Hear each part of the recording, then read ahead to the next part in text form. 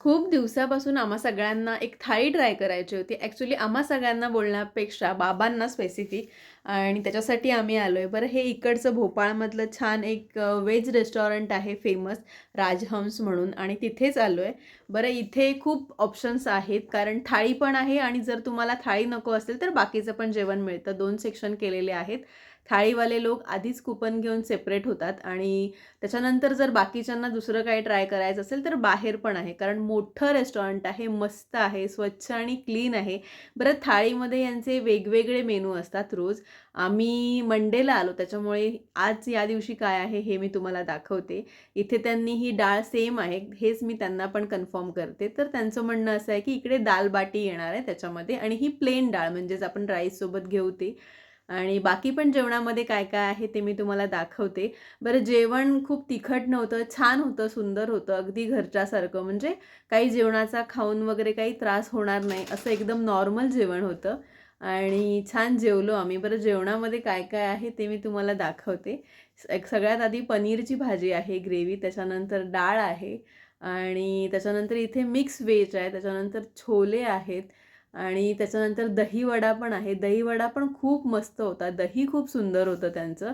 एकदम गोड होतं. त्याच्यानंतर गुलाबजाम आहे. त्याच्यानंतर इकडे त्यांनी एक हेल्दी चाट म्हणू शकता. म्हणजे चणे आहे, त्याच्यानंतर मूग आहे, गाजर आहे आणि काकडी, कांदा, टोमॅटो असं त्यांनी बारीक-बारीक अगदी चॉप करून ते पूर्ण मिक्स करून एक हेल्दी चाट दिलेला आहे. त्याच्यानंतर इथे आहे एक फ्रूट क्रीम आहे आणि बघू शकता. बरं दाल बाटीमध्ये नंतर त्याने येऊन बाटी टाकले आणि अगदी भरपूर तूप टाकलंय आणि हे सगळं जे जेवण आहे ते अनलिमिटेड आहे. म्हणजे तुम्ही कितीही वेळा मागवू शकता आणि कितीही खाऊ शकता. फक्त पर पर्सन एक थाळी वगैरे त्यांचा असा हिशोब आहे.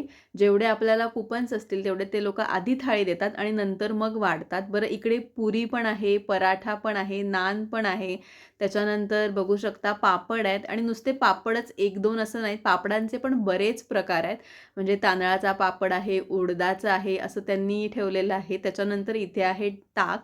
बरं ताक हे पूर्ण एक जे प्रत्येक टेबलवरती त्यांनी अनलिमिटेड आधीच भरून ठेवलं आहे, कारण त्यांचं ताक हे उत्तम प्रकारचं होतं आणि नंतर मग त्यांनी मुगोडे आणलेत. बरं ह्या भजी आहेत छोट्या-छोट्या आणि वेगवेगळ्या प्रकारच्या असतात रोज. आम्ही ज्या दिवशी गेलो होतो त्या दिवशी मुगाची भजी होती आणि असं मस्त हे आमचं ताट पूर्ण सजलेलं आहे.